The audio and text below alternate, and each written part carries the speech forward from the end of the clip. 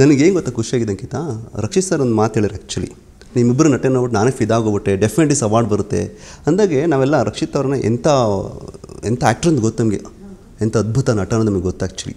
ಅವರು ನಿಮ್ಮ ಬಗ್ಗೆ ವಿಹನ್ ಬಗ್ಗೆ ಹೇಳ್ದಂಥ ಸಂದರ್ಭ ಅದು ಆ ಸ್ಟೇಜಲ್ಲಿ ಕೂತ್ಕೊಂಡು ಖಂಡಿತ ಅಂತಂದರೆ ಒಬ್ಬ ನಟ ಆಗಿ ಇನ್ನೊಬ್ಬರು ಹೇಗೆ ನಟಿಸಿರಬಹುದು ಅನ್ನೋದನ್ನು ಗ್ರಹಿಸಿ ಅದರ ಬಗ್ಗೆ ಗೊತ್ತು ಮಾಡಿಕೊಂಡು ಅದಾದ ನಂತರ ಕಾಂಪ್ಲಿಮೆಂಟ್ ಕೊಡೋದಿದೆಯಲ್ಲ, ಅದೇ ದೊಡ್ಡ ವಿಷಯ ಒಂದು. ಇನ್ನೊಂದು ಅವ್ರು ನಮ್ಮ ನಿರ್ಮಾಪಕರು ಅಲ್ವಾ. ಈಗ ನಿರ್ಮಾಪಕರ ಕಡೆ ಇದು ಕಾಂಪ್ಲಿಮೆಂಟ್ ಬಂದಿದೆ ಅಂತ ಹೇಳಿದ್ರೆ ಬಹುಶಃ ಅದೇ ಅವಾರ್ಡ್ ಸಿಕ್ಕ ಹಾಗೆ. ನನ್ನ ತಂಗಿ ಅಂತಿದ್ಲು, ನಿಂಗೇನು ಅವಾರ್ಡ್ ಬರೋದು ಬೇಡ, ಈಗ ಆಲ್ರೆಡಿ ಸಿಕ್ಕಾಯ್ತಲ್ಲ ಬಿಡು ಅಂತ. ಯಾಕಂದರೆ 2 ವರ್ಷದಿಂದ ಇಡೀ ತಂಡಕ್ಕೆ ಅವರು ಎಷ್ಟೆಲ್ಲ ಧಾರೆ ಇರ್ಬೋದು ಒಂದು ಸಿನಿಮಾಕ್ಕೆ ಅಷ್ಟು ಧಾರೆ ಎರೆದಿದ್ದಾರೆ. ಬರೀ ನಟರಿಗಷ್ಟೇ ಅಲ್ಲ, ನಿರ್ದೇಶಕನಿಗೆ ಏನೇನು ಬೇಕು, ಒಂದು ಛಾಯಾಗ್ರಾಹಕನಿಗೆ ಏನು ಬೇಕು, ಸಂಗೀತ ಹೀಗೆ ಬರಬೇಕಾ, ಅದ್ರ ಕ್ವಾಲಿಟಿಗೆ ಇನ್ನೇನು ಕೊಡಬಲ್ಲೆ, ಈ ಒಂದು ವಿಷಯಗಳ ಬಗ್ಗೆ ಎಲ್ಲ ಯೋಚನೆ ಮಾಡೋದಕ್ಕೆ ಕಾರಣ ಇರೋದು ಅವ್ರ ಹಿಂದೆ ಸಿನಿಮಾದ ಮೇಲೆ ಇರೋ ಅಂಥ ಒಲವು. ನಾನು ನೋಡಿದ್ದೀನಿ. ಈಗ ನೀವು ಎಂಥ ಸಿನಿಮಾ ಉತ್ಸಾಹಿ, ಹೇಳ್ತಿದ್ದೀರಾ ಪ್ರತಿಯೊಂದು ವಿಷಯ, ಈ ಕ್ಯಾರೆಕ್ಟರ್, ಆ ಸಿನಿಮಾದಲ್ಲಿ ಆ ಕಾಸ್ಟ್ಯೂಮು ಎಲ್ಲ ಹೇಗೆ ಹೇಳ್ತಿದ್ದೀರಾ.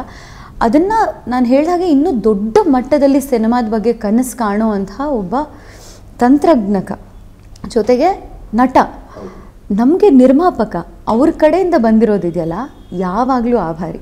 ಬಹುಶಃ ಅದು ಏನಂತಾರೆ, ಕೆರೆಯ ನೀರನ್ನು ಕೆರೆಗೆ ಚೆಲ್ಲಿ ಅಂತ ಹೇಳ್ತಾರಲ್ಲ, ಏನೇ ನೀನು ಕಾಂಪ್ಲಿಮೆಂಟ್ ಕೊಡಪ್ಪ, ನೀನು ಏನೇ ಕೊಡು ಅದನ್ನು ವಾಪಸ್ ನಿನಗೆ ನಾನು ಕೆರೆ ನೀರನ್ನು ಕೆರೆಗೆ ಹಾಕಬೇಕು, ಇನ್ನೇನು ಬೇರೆ ಆಪ್ಷನ್ ಇಲ್ಲ. ಅಷ್ಟೇ, ಥ್ಯಾಂಕ್ಸ್, ಅಷ್ಟೇ ಹೇಳೋಕ್ಕಾಗೋದು.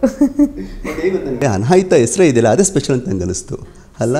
ನಾನು ಸಾಂಗ್ನ ಕೇಳ್ತಿದ್ದೆ, ಅನಾಮಿಕ ಹೇಳ್ತಿದ್ರು, ಅನಾಹಿತ ಹೇಳ್ತಿದ್ರು, ಅವರು ಕೇಳಿಸ್ಕೋಬೇಕು ಫಸ್ಟ್ ಅಂತೇಳಿ. ಅದು ಅನಾಹಿತ, ಇದೇನು ಅನಾಹಿತ, ಅದೇ ಸ್ಪೆಷಲ್ ಆಗಿದೆ ಅಂತ ಅನಿಸ್ತಂಗೆ ಆ್ಯಕ್ಚುಲಿ. ಅನಾಹಿತ ಅಂತ ಹೇಳಿದ್ರೆ ನಾವು ಟ್ರೇಲರಲ್ಲಿ ಯೂಸ್ ಮಾಡಿದ್ದೀವಿ, ನೀರಂತೆ ನಿಷ್ಕಲ್ಮಶೆ ಅನಾಹಿತ ಅಂತ.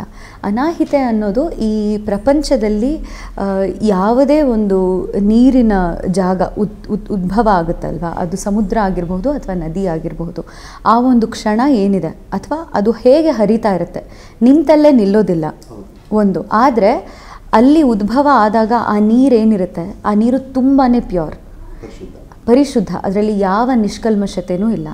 ಅನಾಹಿತೆ ಕೂಡ ಆ ಭಾವನೆ ಅಷ್ಟೇ ಪರಿಶುದ್ಧವಾಗಿರುತ್ತೆ, ಆ್ಯಂಡ್ ಭಾವನೆ ಕೂಡ ಹಾಗೆ ಹರಿತಿರುತ್ತೆ ಅವಳಲ್ಲಿ.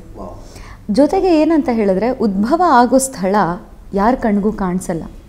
ನಾವು ಬರೀ ಮೇಲಿನ ನೋಟಕ್ಕೆ ಮಾತ್ರ ನಮಗೆ ನದಿ ಕಾಣಿಸುತ್ತೆ ಅಷ್ಟೇ, ಎಲ್ಲಿ ಉದ್ಭವ ಆಗ್ತಿದೆ ಅನ್ನೋದು ನಮಗೆ ಕಾಣಿಸೋದಿಲ್ಲ. ಇದು ಅಷ್ಟೇ, ಅನಾಹಿತೆಯ ಪಾತ್ರ ಹೇಗೆ ಅಂದರೆ ಭಾವನೆಗಳನ್ನ ಒಳಗಿಟ್ಕೋತಾಳೆ ಅಷ್ಟೆ. ಕಣ್ಣಲ್ಲಿ ಕಾಣಿಸುತ್ತೆ ಅವಳಿಗೆ ಭಾವನೆ ಇದೆ ಅನ್ನೋದು, ಆದರೆ ಅದನ್ನು ವ್ಯಕ್ತಪಡಿಸೋದು ಕಾಣಿಸೋದಿಲ್ಲ. ಏನು ಅನ್ನಿಸ್ತಿರ್ಬಹುದು ಇವಳಿಗೆ, ಬಹುಶಃ ಇವಳಿಗೆ ಬೇಜಾರಾಗಿದೆ ಅಂತ ಕಾಣಿಸುತ್ತೆ, ಕಣ್ಣು ನೋಡಿದ್ರೆ ಗೊತ್ತಾಗ್ತಿದೆ, ಆದರೆ ಹಿಂಗೆಲ್ಲ ಮಾಡ್ತಾ ಇಲ್ವಲ್ಲ ಅನ್ನೋ ಒಂದು ಪಾತ್ರ. ಸೊ ಹೆಸರು ಅಂದರೆ ಪಾತ್ರಕ್ಕೆ ಅನುಗುಣವಾಗಿ ಅದಕ್ಕೆ ತಕ್ಕ ಹಾಗೆ ಇಟ್ಟಂಥ ಹೆಸರು ಇದು ಅನಾಹಿತ ಅನ್ನೋದು. ಅದೇ ಟ್ರೈಲರಲ್ಲಿ ಹೇಳಿದ್ದೀವಿ, ನೀರಂತೆ ನಿಷ್ಕಲ್ಮಶ ಅನಾಹಿತ ಅಂತ. ಟೈಟಲ್ ಅಂದರೆ ಟೈಟಲ್ ಜೊತೆಗೆ ನಿಮ್ಮ ನೇಮ್ಸ್ ಇಟ್ಟಿದಾರಲ್ಲ, ಅದು ಕೂಡ ಅಂದರೆ ಅಲ್ಲೂ ಕೂಡ ಒಂದಿಷ್ಟು ಇಂಟ್ರೆಸ್ಟಿಂಗ್ ಫ್ಯಾಕ್ಟ್ ಅಂತ ಅನಿಸುತ್ತೆ.